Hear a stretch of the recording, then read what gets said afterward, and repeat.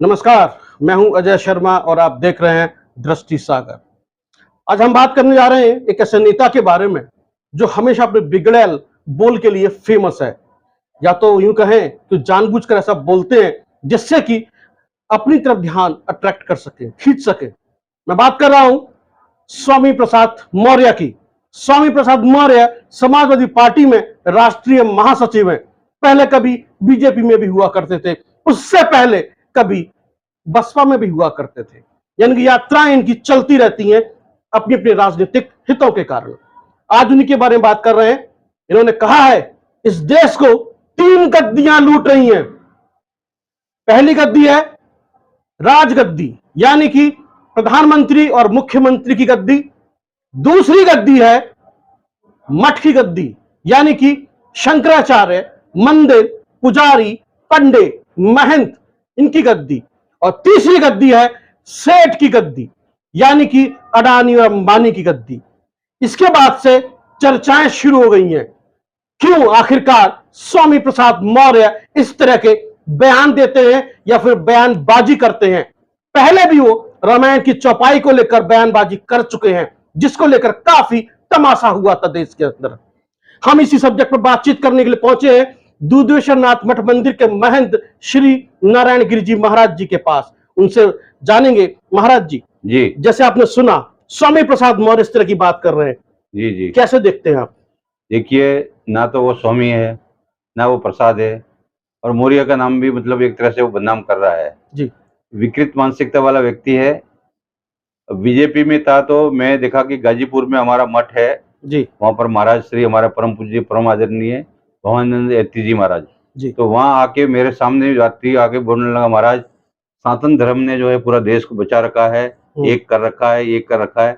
जब उस टाइम वो बीजेपी में था जी। और किसी भी मंदिर में जाता था, बड़ा लंबा लेट के दंडवत वगैरह करता। तो वो व्यक्ति है स्वार्थी, बहुत ही मतलबी और केवल अपने अपने लिए सोचने वाला। उसको राष्ट्र के प्रति जो है उसका कोई भावना नहीं है। अभी उसको लगता है कि 2024 का चुनाव जो है ये विकृत मानसिकता के आधार पर जो है मैं उल्टे सीधे बयान देकर मैं जो है वो मतलब जो है मैं कुछ लोग लामबंद कर लामबंद करें। क्योंकि देखिए सनातन धर्म का तो बोला गया मोहवांश जीव लोग जीवता सनातना जी। हमारे यहाँ पर जो है प्रत्येक हमारे जो वर्ण व्यवस्था को ले ले चाहे तो हमारा ये सभी लोग जो है एक ही परिवार के एक ही के सदस्य हैं। और हम सभी लोग आपस में देखिए मंदिर में यहाँ पर कोई भी आता है, दुधेश्वर मंदिर में हजारों लोग खाना खा रहे हैं, तो हम किसी को कोई जाति नहीं पूछते, कोई किसी का धर्म नहीं पूछते, तो सब लोग वहाँ पर जो है विशेष रूप से करते हैं जी। ये पहले भी रामायण के बारे में और भी बारे में ये जो अभी जब से जो है समाजवादी पार्टी में आया है तो बहुत ही उल्टे सीधे उसने पहले मायावती को धोखा दिया और जो है मायावती के बाद में साथ में बहुत षड्यंत्र किया। मायावती जी जो है इसको इतना इज्जत दिया, उसके बाद बीजेपी वालों के साथ में उसने क्या किया आपका सब सामने है। तो ये व्यक्ति जो है एक तरह से मक्कार जो बोलते हैं जिसको मक्कार है, स्वार्थी है और इसकी पूरी तरह से मानसिकता विकृत मानसिकता हो चुकी है। क्योंकि मैंने जब बीजेपी में जब 2-4 जगह कार्यक्रम में देखा तो मंच पर भी बोलता था कि सनातन धर्म जो देश को बचाया हुआ है और ये है और वो है और ये, और बोले कि रामायण तो हमारा प्राण है। ये मैं अपने मुंह से सुना जी है ना मेरे सामने, और अभी जो इस तरह बकवास कर रहा है तो ये ऐसे लोग हैं जो कि मतलबी लोग हैं और मतलब इनकी मति भ्रष्ट हो गई है और ये राजनीतिक व्यक्तिगत राजनीति कर रहे हैं। ये जो आपको मति तो है ही नहीं जी। मति तो मति होती तो वो जो है मति होती तो कहीं न कहीं इसका मत होता है। ये इसका जो पतन हो चुका है ये पतित है।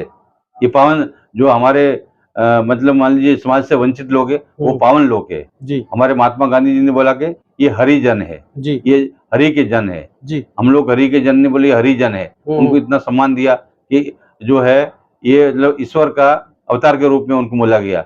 और उसको इनके जो सीधे साधे लोग है, भोले भाले लोग है, उनके अंदर में जो है बरगला मतलब एक तरह से उनकी मानसिकता विकृत मानसिकता पैदा करके वो अपना स्वार्थ सिद्ध करना चाहता है। और आज तक जो एक भी आप उदाहरण पूरे भारत में दे दे कि जो स्वामी प्रसाद मौर्य, जबकि इसका नाम में लेना नहीं चाहता कि स्वामी और प्रसाद सबको वो जो है उसने जो इनका नामों का अर्थ को भी उसने जो है अनर्थ कर दिया है।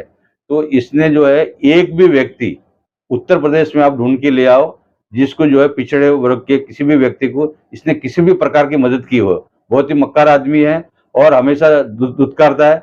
और अपने घर में जो है बाहर भी वो जो चौकीदार जो भी पुलिस वाला अधिकारी रखे हुए वो बोलते थे इसको जल्दी भगाओ, थोड़ा सा भी मेला कपड़ा दिखता तो ये इतना जो है मतलबी और स्वार्थी आदमी है कि आप हम तो नजीक से देखे हुए इसको जी। तो ये ऐसे व्यक्तियों का जो है ये भारत में क्या है कि हमारा भारत स्वतंत्र है, इसीलिए कोई भी व्यक्ति कुछ भारत ने संविधान ने अधिकार दिया कुछ भी बोल सकता है, परंतु किसी भी प्रकार से उनका किसी बात का कोई जवाब देने की जरूरत नहीं, समय आएगा जब जो है उसको स्वतः ही उसको जवाब प्राप्त हो जाएगा। जी जी, आपने बहुत बड़ी बात कही है कि समय आने पर स्वतः ही जवाब प्राप्त होगा।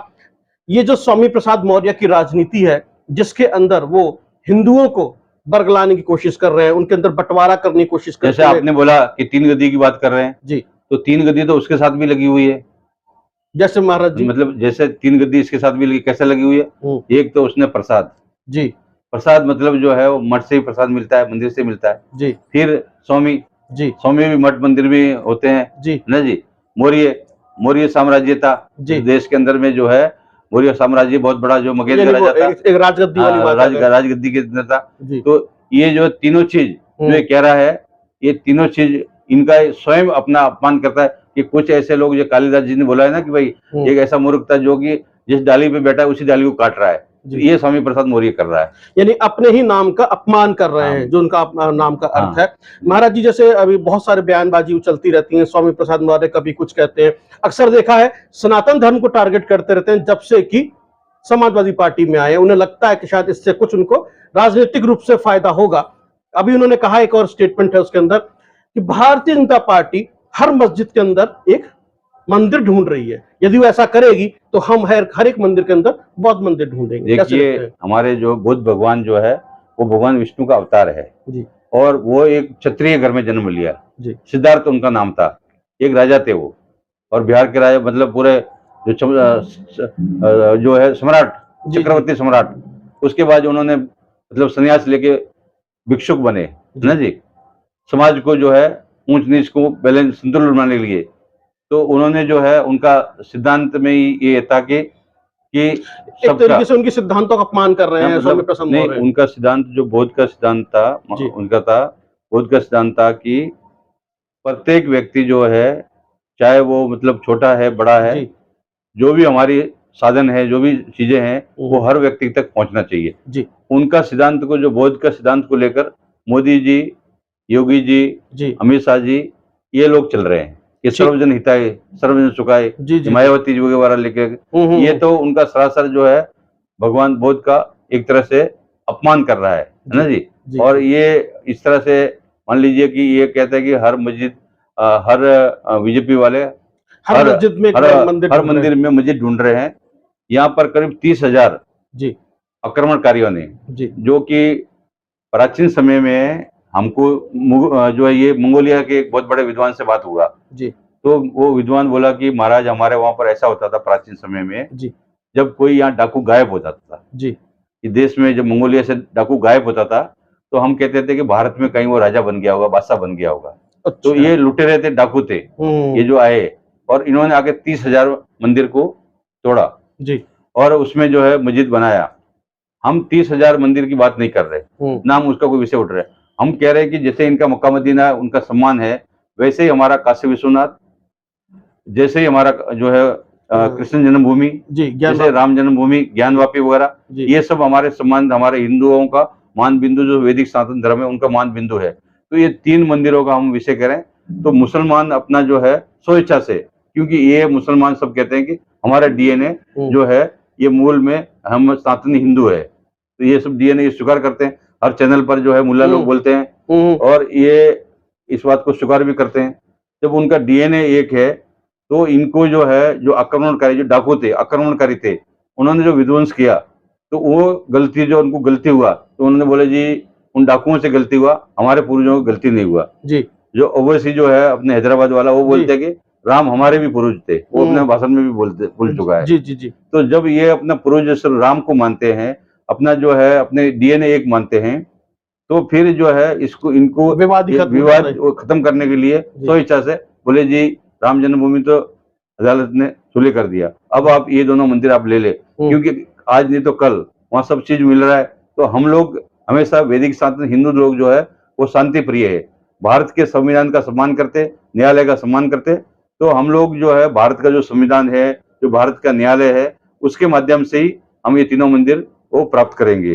परंतु ये स्वामी प्रसाद मौर्य जो है, ये विकृत मानसिकता वाला जो है, इसकी बुद्धि जो है, इसको बोलते हैं बुद्धि, बोलते हैं किसी तो बोलते हैं बुद्धि नाश हो गई है। मैं कहता हूँ इसकी बुद्धि भ्रष्ट हो गई है। तो बुद्धि भ्रष्ट होने से व्यक्ति जो है, जब एक तरह से पागलपन का दौरा पड़ता है तो वो कुछ का कुछ बोल सकता है। तो एक तरह से वो मानसिक रूप से वो पागल हो चुका है। इसके लिए उसको जो है पागल खाने में भर्ती करवा के उसका इलाज होना चाहिए। जी, तो जो जैसा भी महंत जी ने कहा कि स्वामी प्रसाद मौर्य की बुद्धि भ्रष्ट हो चुकी है, पागल हो चुके हैं, उन्हें इलाज की आवश्यकता है, पागल खाने उनको भेजा जाना चाहिए। इस तरह की अनर्गल बयानबाजी को लेकर ये कहना है महंत श्री नारायण गिरि जी महाराज का। बहुत बहुत धन्यवाद महाराज जी हमसे बातचीत करने के लिए। आप देख रहे हैं दृष्टि सागर।